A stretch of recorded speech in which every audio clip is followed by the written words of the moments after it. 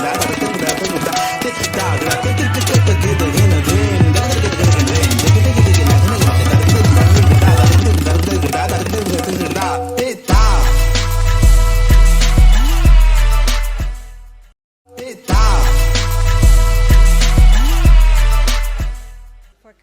to the panel discussion of Gandhi and Jinnah Return Home at the 15th Karachi Literature Festival.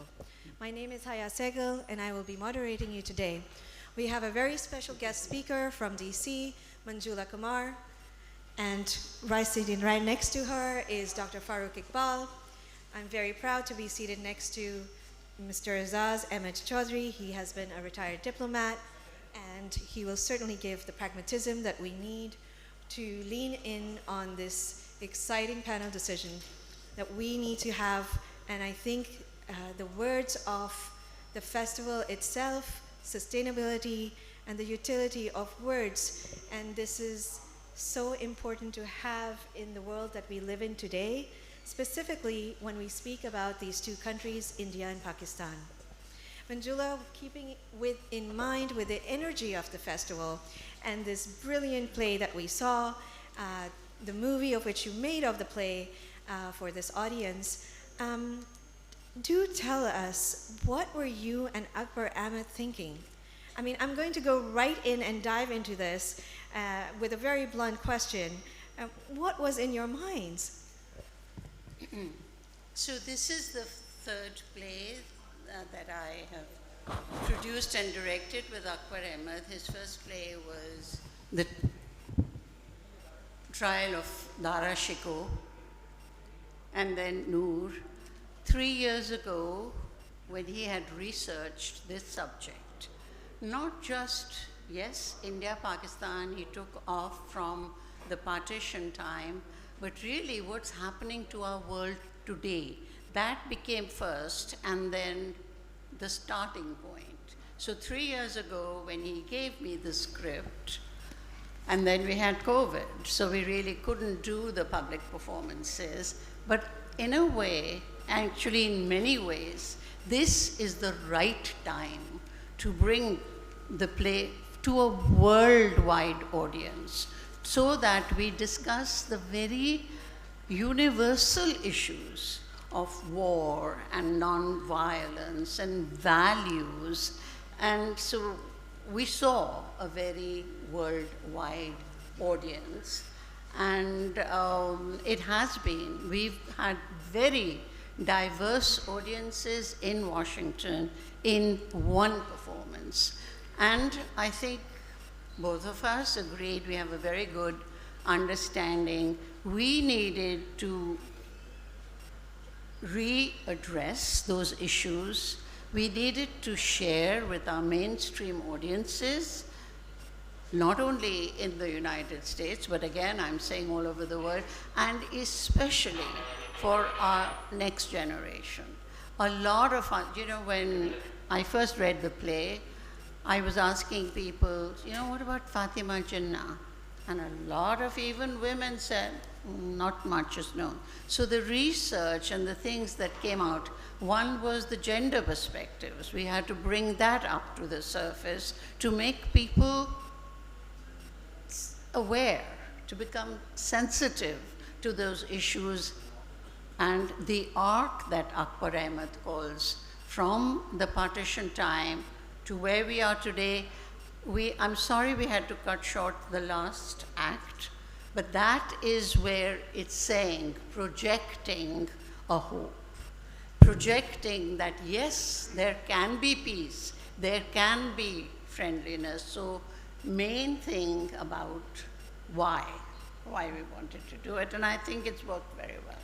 Well, you came here all the way and you've invested so much time and effort with Akbar Ahmad. Why do you feel this is so important, specifically at this critical stage for either country?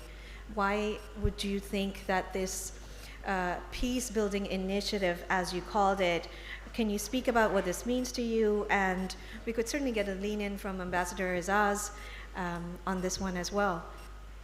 Please go ahead. Do you want to start? Well, I must first of all thank OUP for bringing this play along with Manjula, its director, to Karachi. And I would also like to commend Akbar S. Ahmad and Manjula, Akbar S. Ahmad for conceiving an idea, which is a fantastic idea, I must say, when I heard it first time, and for you to give it a shape that we have enjoyed today. I have known Akbar S. Ahmad for some years now. There are two attributes of him that I want to recognize because they somehow relate to this play as well. He is a man of peace and has always advocated interfaith harmony. I remember when I was in DC, and every Ramadan we used to gather people from all faiths. It was Dr. Akbar S. Ahmad who was the moving spirit of that event. And the second quality that I do recognize in him is that he is devoted to projecting Jinnah for what he truly was.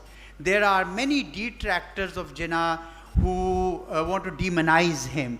And I think Akbar has spent all his life, including his film on Jinnah, to portray the correct image of Jinnah, and something that also is reflected in this play. Now, as for the play, I would say that, as I indicated, I was really struck by the topic itself, because it said it all. Here were the two men who are the founding fathers of India and Pakistan, and they had certain vision of their countries. And between 1947 and 2024, these two countries have drifted so far away from their own vision that they feel depressed and they feel unhappy. But then they are what they are. They express their hope that the future will be different and their vision will not go waste. And I think that's a very powerful message that has come out of this play. And I'm so happy, Haya, for your effort to also have brought it to Pakistan. And I'm sure there'll be much more appreciation for this very powerful message, which is in need of the hour. Manjula, would you like to say a couple of words on peace building? I think I'm just going to take off again. Dr. Ahmad's work, yes, not only in his writing, but I, in DC, call him the Tsar of Peace, because in his actual living, like today, he's been asked to put together a symposium of the Palestine and Israel issue. He brings together Jews, and even in our play, we have Jews, Christians, Sikhs, Hindus, Muslims, acting in it. So the unity in diversity was actually practiced. And we have our actor here, Farrukh, Iqbal, who saw it, and there was so much learning. The one who plays Churchill, he had to work on his British accent, and we would, roll into our Urdu and all mixed up, and he'd say, I don't understand a lot of it. So there was a lot of learning, peace building. The message itself, I think, was being practiced. And it's very important to where we live. And, we talk about our countries here, but I think it's universal. When the Ukraine war, and we were watching it on television, I said, and I do say, this is the arts. Yes, but through the arts, you do bring awareness, you sensitize people, and hopefully there's a healing. I myself went through a catharsis, dealing, and catharsis is a cure. When you can express through the arts what really bothers you. I'm not in a position to end any wars, I'm not. I wish I could, but it helps, and that's where the power of the arts comes in, and this medium helped all of us. Thank you so much. A very key topic I noticed that was touched upon was the extremism faced on both sides. I know that Dr. Farrukh, you played a professor, and parts of it were shown, but where there was a man in question that I call you the voice of reason in the play. Could you, both of you, and having such a topic on both sides, Dr. Farrukh, you're from Pakistan, Manjula, you're from your home of origin is India. Could you talk about comfortable or uncomfortable conversations that might have happened? And one more thing is the title of the play itself. I mean, it's such a conversation starter and quite, it has its own controversy and pull. It's quite exciting. So do tell us about this. So as I said, it was 3 years in the making, so I had enough time to research, audience research. But the moment you just mentioned the name, oh, I'm working on a new play called Gandhi and Jinnah Return Home. So eyebrows went up, oh, that must be a challenge. That must be difficult. That's bold. So we got a whole lot of those, are you sure you want to do it? And in fact, that made us think, feel, and say, yes, we're going to do it. And as far as extremism, I will be blunt and honest. I think, in fact, the reality is much more harsh than what we saw. Of course, and we know that as well. Dr. Farrukh, a couple of words from you on that. Gee, so the topic, extremism, I don't think anyone was uncomfortable with that because it is around us. Correct. Not a month passes that you don't see some incident of extremism in India or Pakistan, let alone the world, right? So everyone was comfortable with this idea that one should illustrate what's going on. So that was definitely there. People were not uncomfortable with that idea. The actors were, they played different parts and expressed different things, but pretty much everyone was united on this idea that the path on which the two countries are currently embarked is not the right path. Okay. The divergence is not appropriate. And so there wasn't really tension along that dimension at all. There was some tension, but it was about which cricket team is the better one. That's In funny. fact, I think that tension, the discussion, the debate is very healthy, especially the group that we have. Mm-hmm. I think As this I caused said, we were discussion over learning here. from each other, course. and so very healthy. Thank you. This is a question, and Ambassador Aizaz would be probably appropriate for this one. And we realize that art is a vehicle by which there are roots and intermediaries that are formed for exchange and a commitment towards common goals. However, we need to have some kind of pragmatism and the practicality. And Ambassador Aizaz, you have been in this peace process. You're an old, you've been in this. So could you give us a little bit about the relationship of Pakistan and India in real terms? And could this be the start of dialogues, perhaps not just one conversation, but many other conversations, and you could talk about track 1, track 2, and proceed on that. Yeah, I did spend considerable part of my career in the India-Pakistan peace processes. And what I have noticed is that there is a deep desire on both sides to find some kind of peaceful coexistence. But unfortunately, both sides have not been able to find a lucky moment. They have gone to wars, but they have also made peace efforts, including Vajpayee coming to Minar-e-Pakistan in Lahore, for instance. Yeah. But somehow we did not succeed. But I am also an optimist. I think we can do that, provided we address each other's concerns on track 1 more meaningfully. There are disputes like Kashmir, which India would need to step forward to find a solution with which both countries can live with. And there are concerns that India has on terrorism, which Pakistan would also need to talk about, and I think Pakistanis don't mind doing that because they are victim of terrorism themselves, actually, and they have fought against terrorism like no other nation has. So I do see a critical mass of desire on both sides. There are also track 2, and before we came here, Dr. Farrukh Iqbal was talking about or speculating a track 3 of art and cultural contact. Unfortunately, track 2 and track 3 cannot move until track 1 moves. You know how difficult it is now at this point in time for Indians and Pakistanis to visit even each other. Even for track 2, we meet in the third countries. So a lot needs to be done, but I still remain hopeful that messages like the one that this play has given will finally sink in. Thank you. Thank you so much for that answer.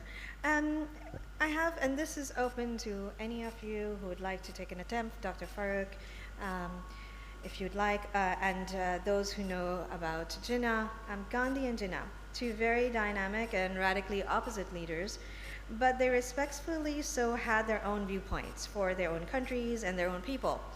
The positions that they took, would anyone would like to attempt that question or have a commentary on that? And I mean, Manjula, you attempted this completely and so well done in your play. I congratulate you on that. It was very heartening to see that discussion come out, because I know that these were in the DC circles for sure, and I'm sure it'll be in Pakistan as well. You know, as a director, I did have some I don't agree kind of moments.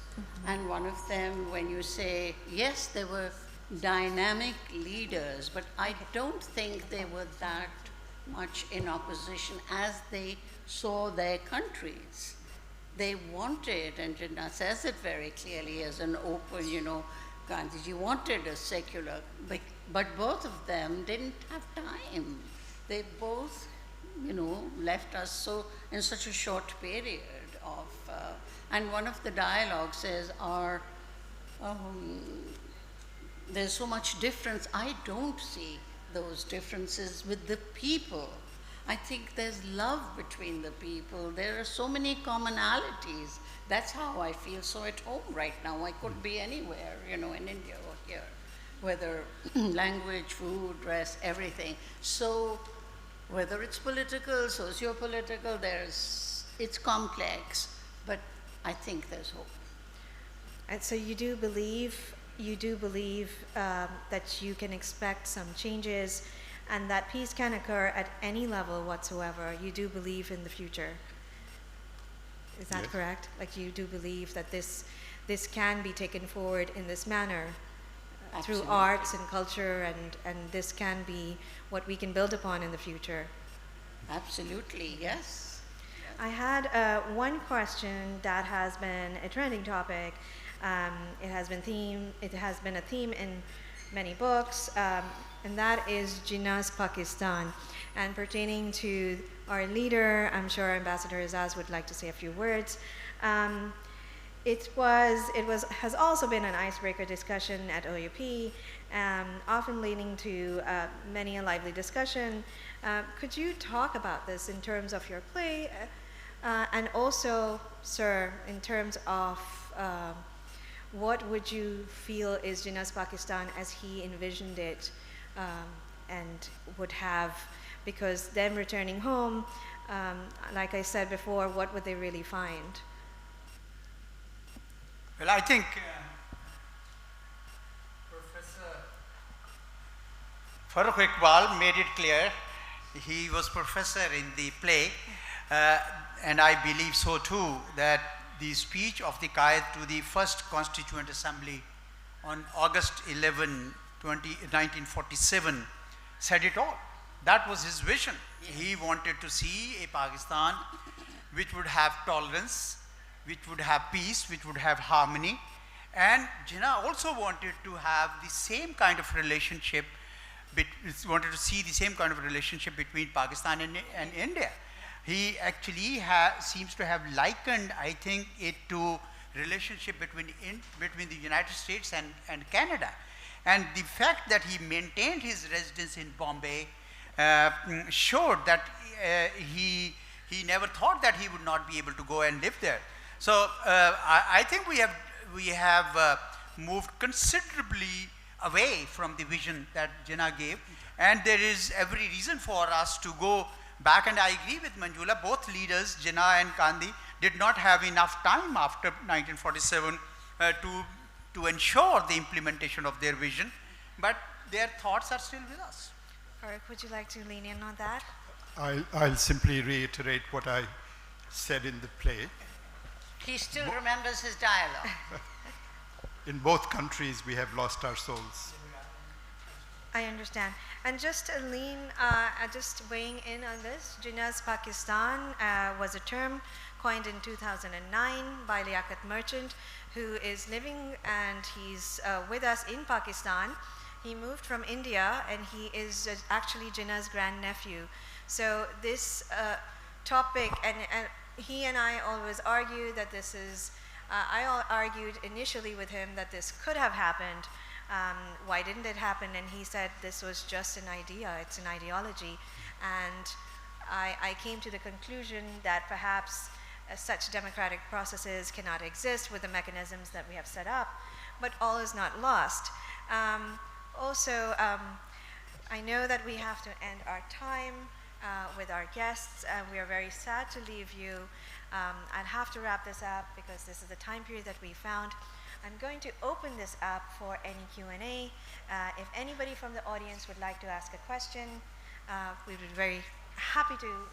Oh my God, that's a lot of questions.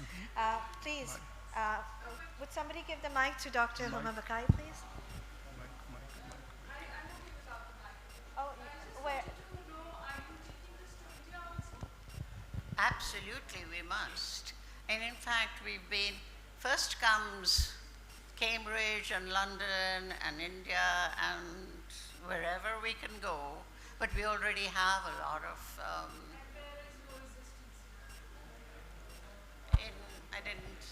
She said there is no resistance in India. Would you like a mic, Doctor? Okay. She asked if there was no resistance to bringing the play.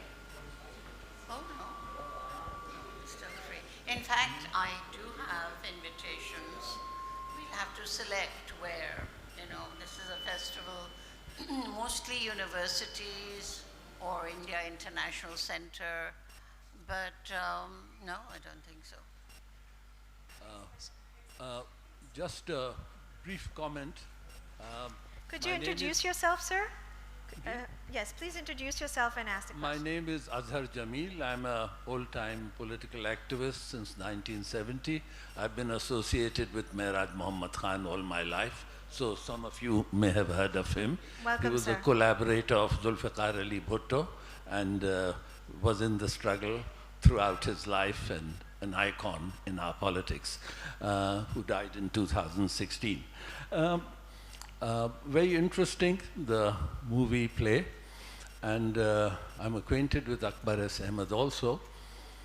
I went to India to attend my niece's wedding in 2016, and because my cousin Salim Sherwazi was a politician, many politicians came to the reception. I met Mr. Advani and I was quite taken up that he was a Karachiite and he spoke so warmly about Karachi that I asked to meet him, and 2 days later there was a meeting set up. So to cut a long story short, it was wonderful talking to him. He was a retired politician, and I asked him, you've achieved Deputy Prime Ministership, you're a senior statesman. How do you see relationships between our two countries? Are we doomed to be enemies or doomed to be at each other's throat? And he stopped for a minute in the middle of a very friendly conversation, and he said that we are neighbors and we can't wish each other away and we have to work it out. I wasn't quite satisfied with the answer, so I went a little ahead and I said, don't you think people in India and Pakistan need to press their governments to start talking and start solving our problems. Because when Indians come to Lahore for the cricket match and they come to the tea stalls and eat, the people don't charge them any money. And he promptly responded, and it happens over here too, they don't charge the Pakistanis.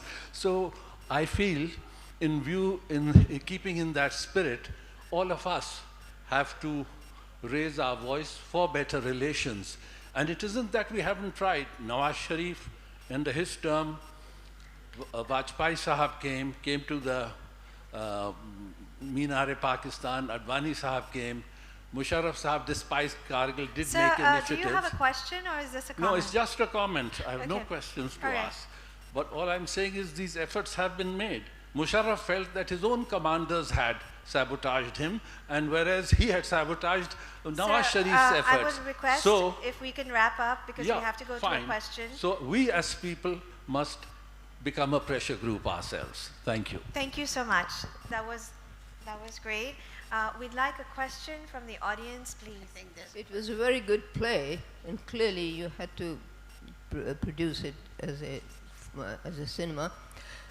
My question to you is, although I accept all the 4 points about nonviolence and equality and neighborhood, etc., etc., but don't you think both countries have gone down the hill in their misunderstanding of ethical standards?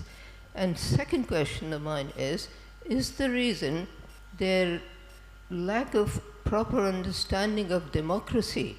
Democracy is not 51 votes to 49, but democracy which transpires into the masses and the masses' views which are taken to the state. Thank you. Those are very good questions and very pertinent ones. Could you introduce yourself as well? Oh, I'm a medic. My name is Alamara Khan. But the other comment I wanted to make was that Indians and Pakistanis, Hindus or Muslims, when they meet outside the subcontinent, they're not as lethal to each other as they are within their country. And that's why we need to look at the systems, whether the systems are working or not. Would anyone like to attempt? Ambassador Aizaz, would you like to answer any of our questions, please? Yeah, Could you repeat the first question? I know the second one. What I was saying was that Indians and Pakistanis, when they meet outside, they're quite friendly.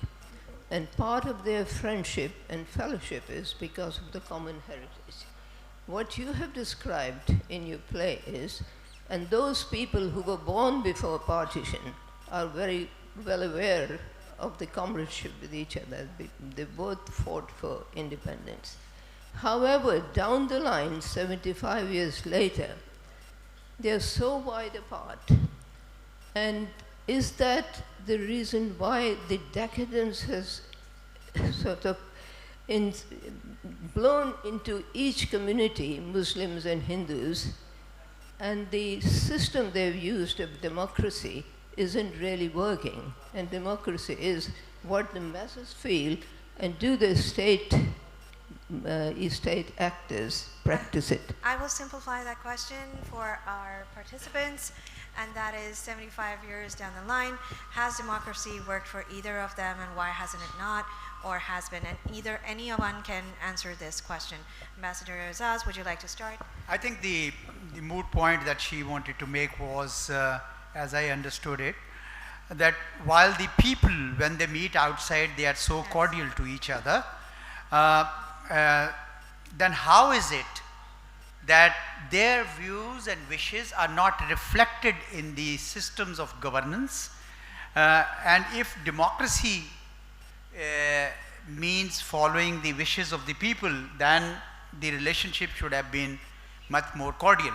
Does it that, because we are not that cordial, does it mean that our democratic experience has not really been helped by the wishes of the people? You could say that. Then they will kick us out because our time would go on and on if we answered that question. Thank you. I think this We have one more question, and he's been asking for a while. This will be the last question. Yes, of course. Assalamu alaikum. My name is Arif Zaman. I'm just flown in from London for KLF, so what can I say? But I wanted to ask about one thing that Pakistan and India have in common, and it came out, I think, when you talked about young people in the play.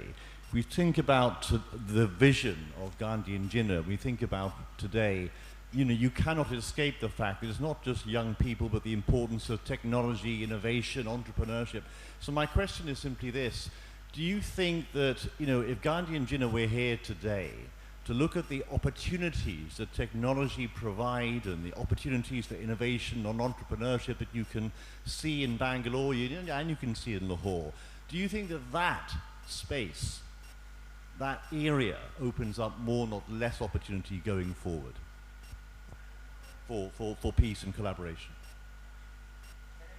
Yes, please, go ahead. I think in the opening session, Mr. Arshad Saeed Hussain was mentioning that Pakistan is a young country and most of the people are below the age of 30, and they will be the electorate for elections up to 2048. So if that be the case, combined with the technological revolution which has transcended boundaries, I also believe that future is going to be better than the past. Thank you so much.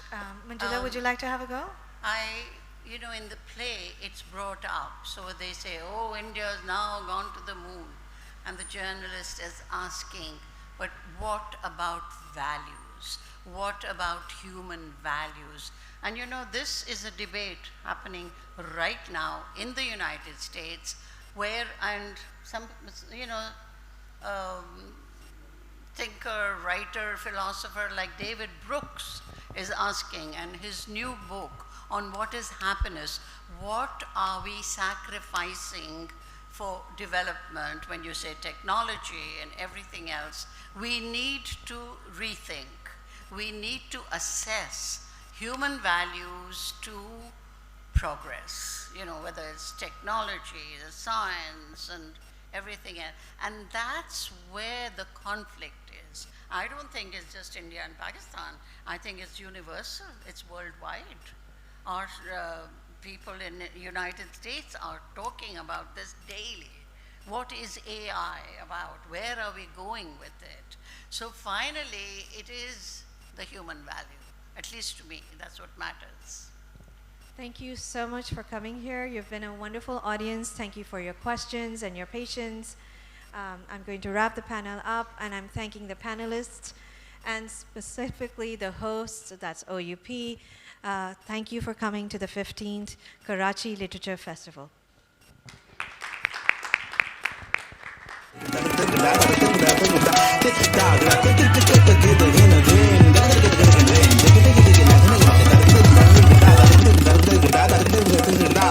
da